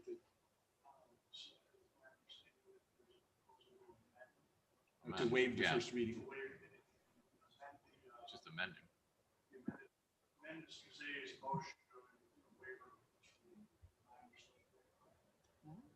That a correct statement of your proposal, Member Renahan? I'm sorry, I couldn't hear that. Sorry, is it our understanding that you're moving to amend the ordinance to waive the first reading? Correct, yes. Okay, we have a motion. Second? We have a motion and a second. Any discussion on the amendment? Okay, Seeing and hearing none, we do roll call. so Member Renahan is moving to amend. Yes. Member Renahan? Aye. Member Rutledge? Aye. Member Selman? Aye. Member Tornatori? Member Zay? Aye. Member Chaplin? Member Covert? Aye. Member Desart? Aye. Member DeCiani? Member Eckhoff? Aye. Member Elliott? Aye. Member Hart? Aye. Member Healy? Member Krajewski? Aye. Member Larson? Aye. Member Noonan? Member Ozog? Aye. Member Pachowski? All ayes. Okay, all ayes. The amendment is approved. Now we're back to the original item as amended. Do we have any further discussion? Seeing and hearing none, roll call. Member Zay? Aye. Member Chaplin? Member Covert? Aye. Member Desart? Aye. Member DeCiani? Member Eckhoff? Member Elliott? Aye. Member Hart? Aye. Member Healy? Member Krajewski? Aye. Member Larson? Member Noonan? Member Ozog? Aye. Member Pachowski? Member Renahan? Aye. Member Rutledge? Aye. Member Selman? Aye. Member Tornatori? Okay, all ayes. That's approved. On to technology, Chairman Hart. Thank you very much, Mr. Chairman. I move to combine and approve items 1 through 3 under technology. So moved, or second, sorry. Second, to combine and approve the 3 items under technology. Any discussion as to any of them? Seeing and hearing none, roll call, please. Member Hart? Aye. Member Healy? Member Krajewski? Aye. Member Larson? Aye. Member Noonan? Member Ozog? Aye. Member Pachowski. Member Renahan. Aye. Member Rutledge. Aye. Member Selman. Aye. Member Tornatori. Member Zay. Member Chaplin. Member Covert. Aye. Member Desart. Aye. Member DeCiani. Member Eckhoff. Member Elliott. Aye. Okay, all ayes, those are approved. On to transportation, Chairman Pachowski. Thank you, Mr. Chairman. I would move to combine and approve agenda items C1 and C2 on, We have a motion and a second to combine and approve those two items. Any discussion as to either of them? Seeing and hearing none, roll call, please. Member Pachowski. aye. Member Renahan. Aye. Member Rutledge. Aye. Member Selman. Aye. Member Tornatori. Member Zay. Member Chaplin. Member Covert. Aye. Member Desart. Aye. Member DeCiani. Member Eckhoff. Member Elliott. Aye. Member Hart. Aye. Member Healy. Member Krajewski. Aye. Member Larson. Member Noonan.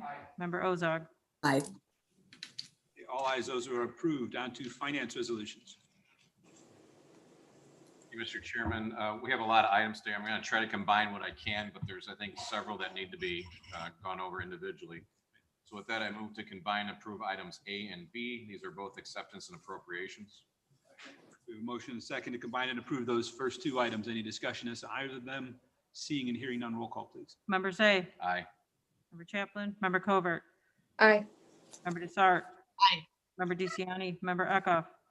Member Elliott. Aye. Member Hart. Aye. Member Healy. Member Krajewski. He said aye. Thank you. Member Larson. Aye. Member Noonan. Member Ozog. Aye. Member Pachowski. Member Renahan. Aye. Member Rutledge. Aye. Member Selman. Aye. Member Tornatori. Okay, all ayes, those are approved. Thank you, Mr. Chairman. Move on FIR 617-20, resolution to address remaining unused CRF funds after December 30th, 2020. Okay, we have a motion and a second on this item. This is the item that will allow us to retain the funds that are unused from any other purpose under the CARES Act at the end of the year, based upon what is submitted or not submitted before the end of the year. Any further discussion on this item?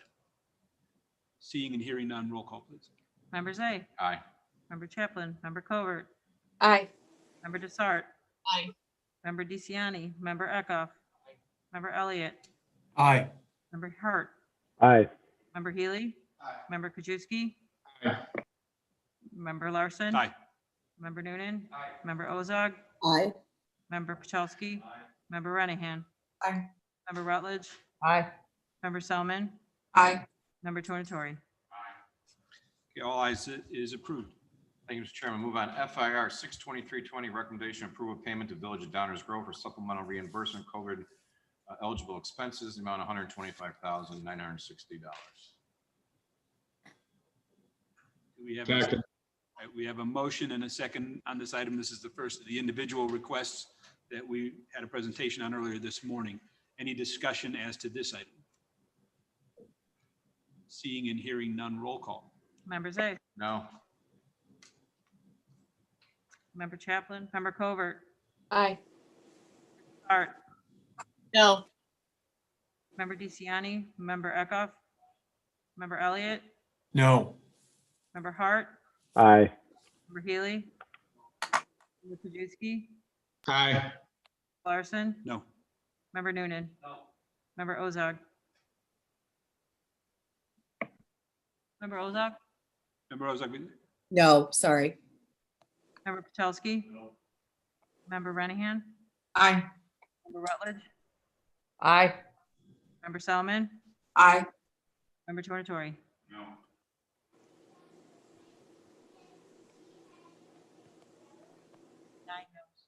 9 no and 7 ayes. The resolution fails. Thank you, Mr. Chair. I move on FIR 624-20, recommendation approval of payment to the Village of Burr Ridge for supplemental reimbursement COVID eligible expenses, amount of $150,000. We have a motion. Do we have a second? Second. Okay.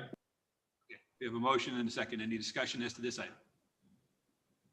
Seeing and hearing none, roll call, please. Member Zay. No. Chaplin. Member Covert. Aye. Thank you. Aye.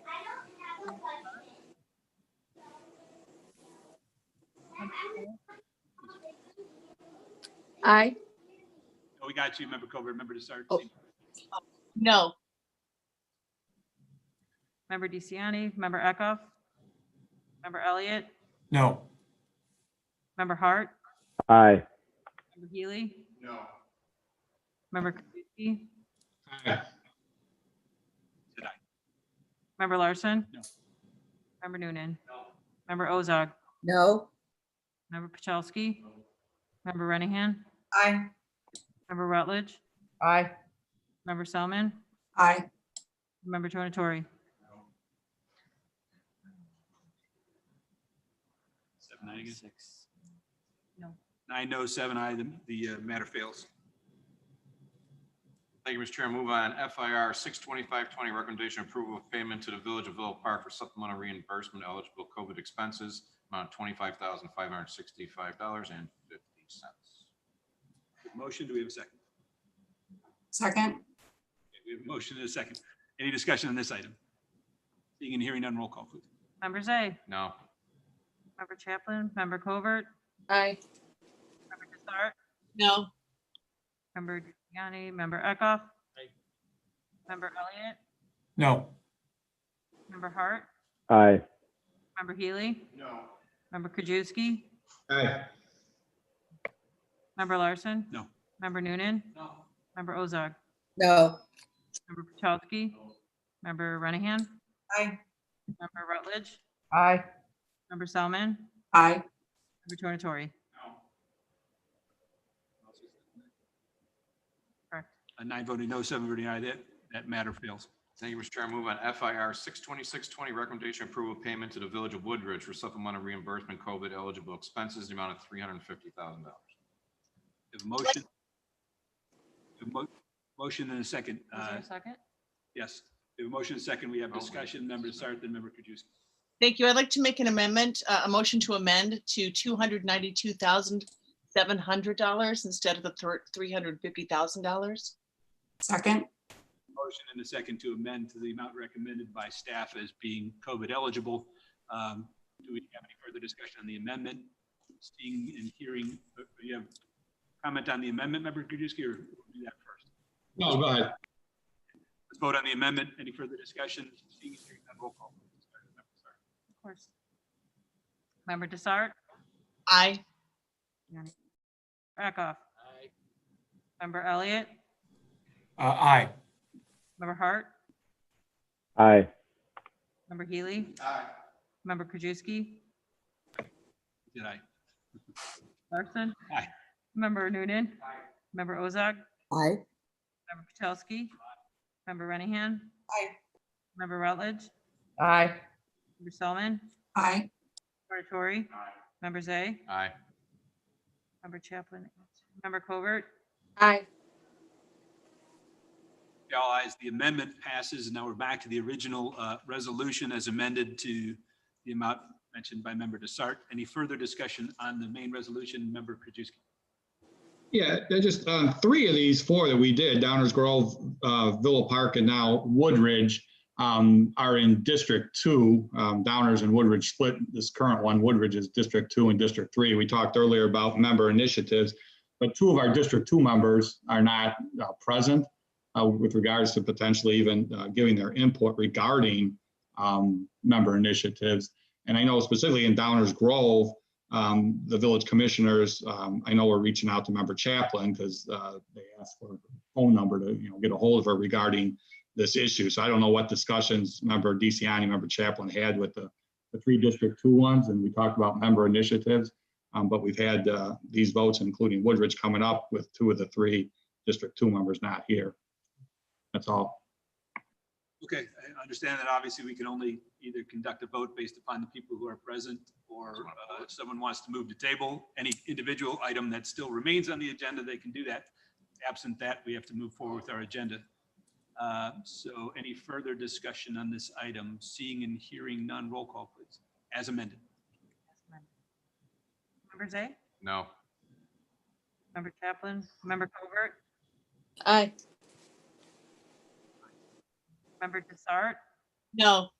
Member DeCiani, Member Eckhoff, Member Elliott, No. Member Hart, Aye. Member Healy. No. Member Krajewski. Aye. Member Larson. No. Member Noonan. Member Ozog. No. Member Pachelsky. No. Member Renahan. Aye. Member Rutledge. Aye. Member Selman. Aye. Member Tornatori. Same 9-7. 8, 9. 9 voting no, 7 voting aye, the matter fails. Mr. Chairman, I move on FIR 63120, resolution approving the grant agreement for Poised for Success in the amount of $37,950,000. Second, Desart. We have a motion and a second. Any discussion on this item? Member Renahan. Thank you, Mr. Chairman. I just want to say something. This is Member Chaplin's initiative. She could not be here today. I think our board's done a very good job at providing and identifying groups that are at risk. And this is just another example of that. At-risk women, including homeless population. This is a group that's worked with Family Shelter Services, the VA, working at DuPage, 360 Youth Services, Catholic Charities, and a host of others.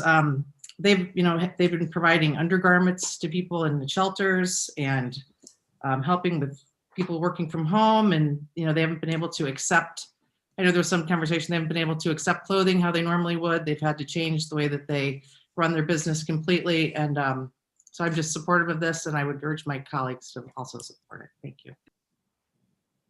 Okay, any further discussion? Certainly as a courtesy to Member Chaplin, given her family circumstances she's dealing with. If somebody wanted to move to table this for 2 weeks, we can do so. Otherwise, we can take a vote. All right, we don't seem to have a motion to do that, so roll call. Member Zay. Aye. Member Chaplin. Member Covert. Aye. Desart. Aye. Member DeCiani. Member Eckhoff. Aye. Member Elliott. Aye. Member Hart. Aye. Member Healy. Aye. Member Krajewski. Aye. Member Larson. Aye. Member Noonan. Member Ozog. Aye. Member Pachelsky. Member Renahan. Aye. Member Rutledge. Aye. Member Selman. Aye. Member Tornatori. All ayes, that matter is approved. Thank you, Mr. Chairman. I move to combine items I through L. These are all recommendation for approval and payments for COVID eligible expenses. Okay, we have a motion to combine and approve agenda items I through L. Any discussion as to any? Seeing and hearing none, roll call, please. Member Zay. Aye. Member Chaplin. Member Covert. Aye. Member Desart. Aye. Member DeCiani. Member Eckhoff. Member Elliott. Aye. Member Hart. Aye. Healy. Member Krajewski. Aye.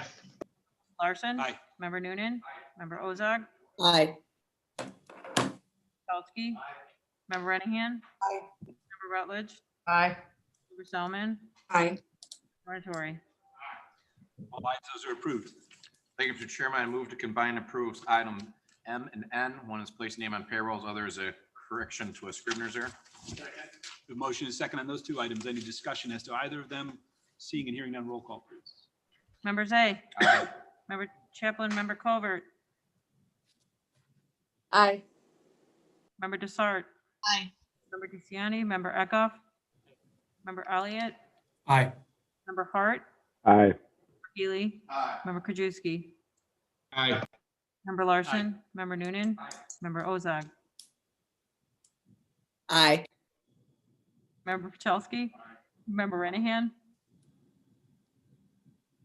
Member Renahan, we can get you. Aye. Aye. Member Rutledge. Aye. Member Selman. Aye. Tornatori. Okay, all ayes, those are approved. Mr. Chairman, I move to combine items O through T. These are all recommendations for our insurance. Okay, we have a motion and a second to combine and approve items O through T, which are all contracts for our insurance provider system. Any discussion as to any of them? Seeing and hearing none, roll call, please. Member Zay. Aye. Member Chaplin. Member Covert. Aye. Member Desart. Aye. Member DeCiani. Member Eckhoff. Member Elliott. Aye. Member Hart. Aye. Member Healy. Member Krajewski. Aye. Member Larson. Aye. Member Noonan. Member Ozog. Aye. Member Pachelsky. Member Renahan. Aye. Member Rutledge. Aye. Member Selman. Aye. Tornatori. All ayes, those are approved. Thank you, Mr. Chairman. And lastly, I move to combine and approve items U through Z. These are all purchase of PPE for the county. Okay, we have a motion and a second to combine and approve items U through Z, which are all for personal protective equipment, as per the guidance we provided for CARES Act expenditures way back when we had that discussion. Any further discussion on this item? No, I just want to thank staff for getting to this. Obviously, we're seeing a spike again, so we know that this is going to be needed here. We don't know how long, but we're going to be on top of it. Thank the staff for getting this for us. Yeah, I think this is a great proactive step on our part to do that. I appreciate the staff's efforts as well. Any further discussion? Hearing, Member Rutledge. Thank you, Chairman Larson. I have a friend that works in the funeral business, so I'm asking a general question about this. And she had told me that they had a very difficult time when the outbreak started attaining PPE for their funeral services or for all the bodies that they were dealing with. And I guess my question is that something that typically gets filtered down from our health department? It was a private funeral home, not a county operated. It's an interesting question. Certainly, ordinarily, the private businesses would take care of their own personal protective equipment, but to the extent there was a health issue involved, we've created a stockpile. The health department has a stockpile amongst the various priorities that are out there. They might consider making that available. I don't know the answer to the question. Well, she had mentioned that they ended up obtaining what they did get from Lake County, so I hate to see that happen. Okay. Any further on this item? For these items? Seeing and hearing none, roll call, please. Members A. Aye. Kaplan, Member Covert, Aye. Sart, Aye. Member DeCiani, Member Eckhoff, Member Elliott, Aye. Member Hart, Aye. Healy, Member Krajewski, Aye. Member Larson, Aye. Member Noonan, Member Ozog, Aye. Chelsky, Member Renahan, Aye. Member Rutledge, Aye. Member Selman, Aye. Member Tornatori. All items are information. Thank you, Mr. Chairman. I move to receive and place on file a county board and payment of claims.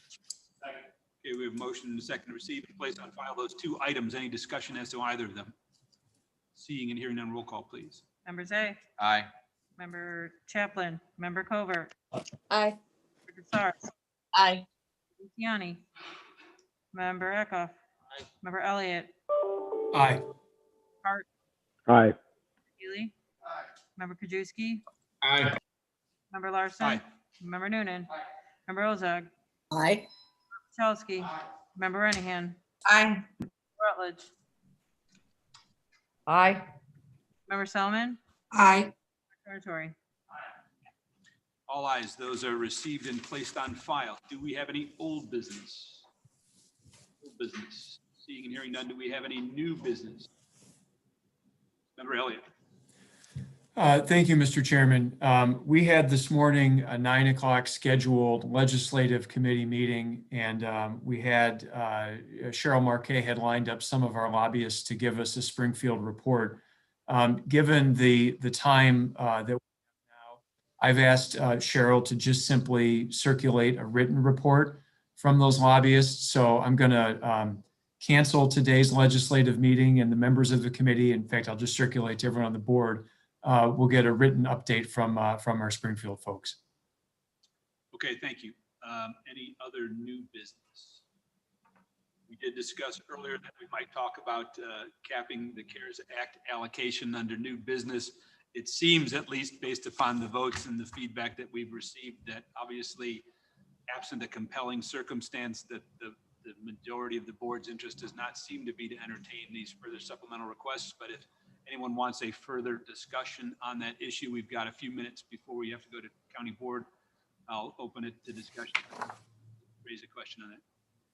Member Renahan. Thank you, Mr. Chairman. I think it's important that we talk about this. We had done the allocation to choose DuPage for restaurants, and that just being a portion of what we talked about earlier today. But I wonder if we are going to do that kind of restaurant allocation again, I wonder if it's better given to the municipalities. I think they probably best know the needs and, some of the expenses, including barriers, that kind of thing that has come up. I'm just wondering what the rest of the board is thinking in terms of municipalities and going forward. Anybody have any comment? Member Tornatori and then Member Selman. Disagree with Member Renahan that municipalities might have a better handle on their own restaurants. But again, as I said earlier this morning, my main concern is the first come, first serve attitude of that we have on these. And if we were going to allocate this across the board to all the municipalities, and then once we got all of their allocations or requests, then make a determination through Choose DuPage or some other working group who is entitled to get what, then I would be much more comfortable than allocating hundreds of thousands of dollars to one municipality simply because they did the request now and another municipality did. So I'm not opposed to helping out the municipalities and the restaurants within those municipalities. I just don't like the process that somebody can get $200,000 or $300,000 because they were first in the door. I do also have some concerns that we have a very robust system put in place for screening these that we've been using for months now to make sure that we are complying with the CARES Act and the guidance, and to then turn that over to municipalities without any further control over the expenditure of funds would be of concern of mine. But Member Ozark, you had a comment? Thank you, Mr. Chairman. I personally, and I think our vote reflected this today, we need definitely more equity in terms of how much money is going to the municipalities and who gets to ask for it. We need everyone needs to be are told about the program, et cetera, or a supplemental program. But my gut feeling for myself, I'd like to see us consider more money to not-for-profits. We were all in favor of the amount today, and often an amount under $50,000 could make a really big difference to not-for-profits who are really being stretched right now. There's so many concerns, mental health, shelter, food, et cetera. So that's what I'd like to see us head toward in trying to spend the last of this money. Thank you. Any further discussions or comments on this or new business? Member Selman? Thank you, Mr. Chairman. I have lost track of now who said it, but someone brought up the idea of giving more dollars to Choose DuPage if we have time to do that. I would be very supportive of that. We all saw how quickly the restaurant dollars went. We're seeing from the governor that we're going to have some further restrictions coming this week, which makes sense in light of how dire our COVID numbers and our hospitalization numbers are. I spoke to someone who owned a hair salon this week, and she was saying, I can't imagine being in business next year because it's not just that people stop doing services in the spring, they're not coming in still, and we're seeing that increase. So I think any dollars we can give to our small businesses, it's come up today how much of a leader we really are, especially among our collar counties, in our ability to get these dollars out. I think it's one of the reasons we're seeing a better recovery, or at least a better holding pattern than some of our colleagues. And so I would definitely see those as dollars well spent. I mean, we only have $20 to get as much as we can out into the community, before we need to start reallocating it to make sure we're being careful. So I'm a little disappointed, but I understand the hesitancy in some of the votes today. I just want to remind everyone, we only got 20 days left by the resolution we passed today. So as much as we can get out to businesses or anyone else that can use it, I think is the best use of our time. Thank you, Chairman. Thank you. Member Tornatori, then Member Desart. Just one last thing, Mr. Chairman. I know earlier some of the people who were proposed voted in favor of these indicated we had done member initiatives earlier, West Chicago, Addison, and Aurora. But remember, those were unique requests. They were requests that were unique to those communities, be they a Latino liaison in Bensenville, additional testing in West Chicago. The initiatives that were brought forward this morning were not unique to those municipalities. Every one of the municipalities in this county has problems with restaurants and their police payroll and their public safety. So that, again, is another reason why I think we need, as someone said, a little more equity in terms of the process. How we get there, it may be something we need to discuss more globally, but certainly the way it was brought up this morning was something that I wasn't in favor of. Thank you. Thank you. We Member Desart, did I give you an opportunity to speak? Yeah, no. Please go ahead and then I'll With food insecurity on the rise, I would very much be in favor of giving our food pantries more money if we have leftover money. But I also want to commend Greg Bedloff and Choose DuPage for how quickly they were able to get money out to the small businesses in need and then the restaurants in need. So instead of giving these dollars to municipalities, I too would be in favor of giving it to Choose DuPage and let them get the money out quickly to the small businesses, including restaurants, who are in need right now. And I don't know if Greg is on the phone, is on the streaming, is he? Okay.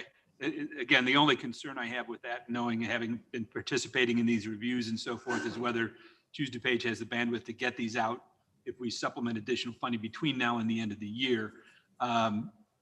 But let me quickly take kind of a sense of the committee as to whether the committee would support additional funding, although we're talking about two different things here now.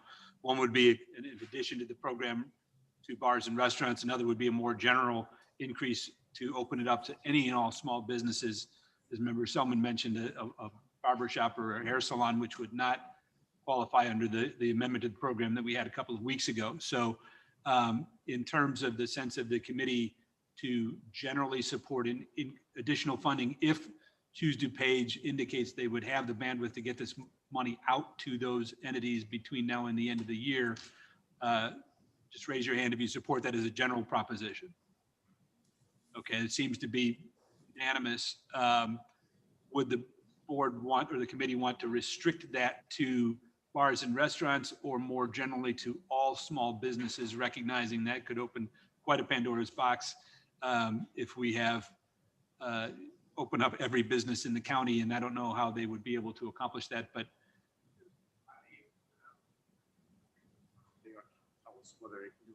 well, the problem is Nick, I don't know. I'm texting Greg right now, he's in a meeting. Yes, he can reopen the portal, and yes, he can handle more bandwidth to get it out. The amount of the bandwidth yet to be determined, but he can reopen the portal and get it out if that's the will of the committee. Okay, and I'm thinking to open it wide to all businesses would create quite a lot of chaos. That's just my personal sense, but I see several people wanting to discuss it, so I'll open it up. Member Krajewski, then Member Tornatore, then Member Hart.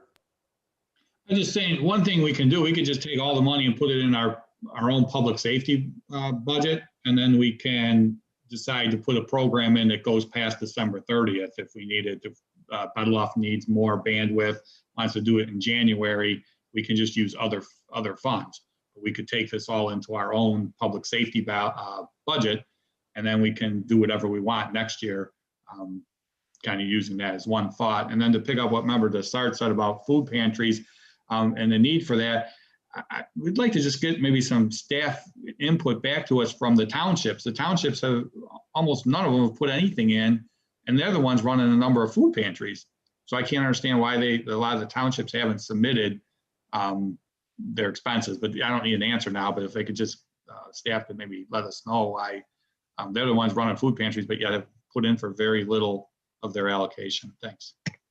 Yeah, that was originally why some of them asked for this wider access to appropriations, because some had food pantries and some didn't, but we can only deal with the requests we have. I apologize, I skipped over Member Eckhoff because he's about 9 shields between me and him. So, well, one of the things I brought up early on was additional funding for senior assisted living and nursing homes, and whether or not they needed any help in screening people who walked in. And I didn't know from staff if any of those facilities had applied for funds or if we'd reached out to them, but certainly that seems to be the population that's hardest hit. So I thought we should give them some consideration. and I think part of the problem there is you're talking $20, $30 million entities, not, a bar or restaurant that's 10 people and a smaller source of revenue where a loan of 15 grand or a grant would actually really make a difference to them. Couple more comments, and I know we're at 10 o'clock. So Member Tornatore, you had something, and then Member Hart. Thank you, Mr. Chairman. I do think opening it up to all businesses would be incredibly difficult for Choose DuPage, and the bars and restaurants have certainly felt, I think, the greatest impact with this.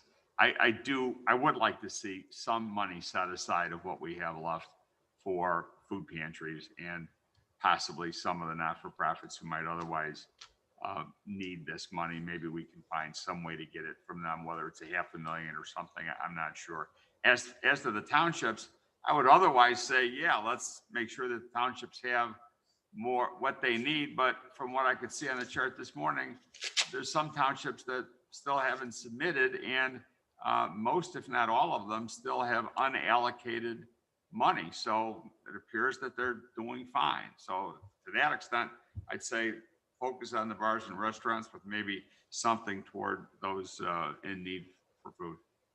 Okay, Member Hart, then Member Ozog, and then I'm going to try to get a final sense of the committee so we can get to full county board. Member Hart. Sure. Thank you, Mr. Chairman. I agree with Member Tornatore. I think if we think about the allotments to choose DuPage, it should definitely be focused on bars and restaurants, given that that's where the most need is right now.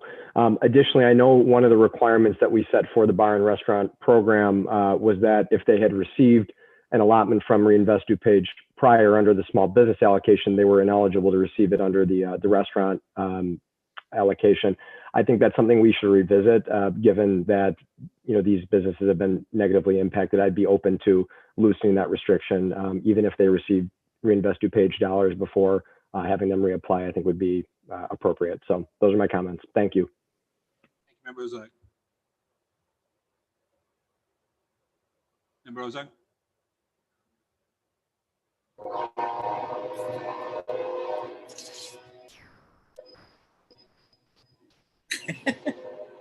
Did you recognize me, Mr. Chairman? I'm sorry. We heard the train going by. I'm really sorry. I can't jump up to close the door before I speak. What I'd like to know, I can think of several not-for-profits right in District 4 that I'd be interested in speaking to them first and then forwarding information. How can we do that? Can we speak about setting aside a certain percentage of money and members coming forward with particular eligible types of groups? Can we do something about that next meeting and have a process where we set aside X percentage of the $3 million that we have left? Is there any movement toward that? Any interest in that? My suggestion would be, just as we've used Choose DuPage as an intermediary to try to distribute these funds to the various places that need them, Mary Keating and her staff are far and away in a better position than we are to try to pick and choose what not-for-profits need those resources. We have provided a lot of resources to Mary and her staff.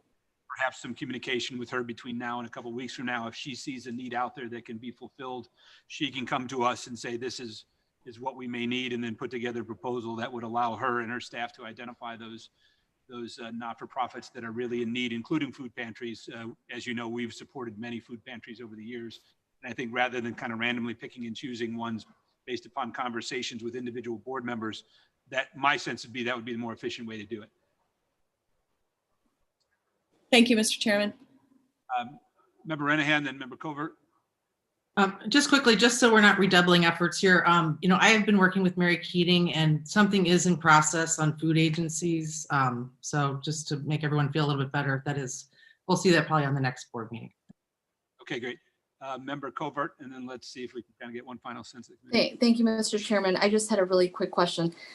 If we are getting requests from nonprofit organizations and other organizations, is there a way where we can have maybe a basic checklist of their eligibility, what they are required, to show to be eligible for this extra CARES fund, and whether we could have like a formatted letter that we could send out and let them know, here's a templated form or a letter, please fill this out, check your eligibility, and send it back to us, and so we can review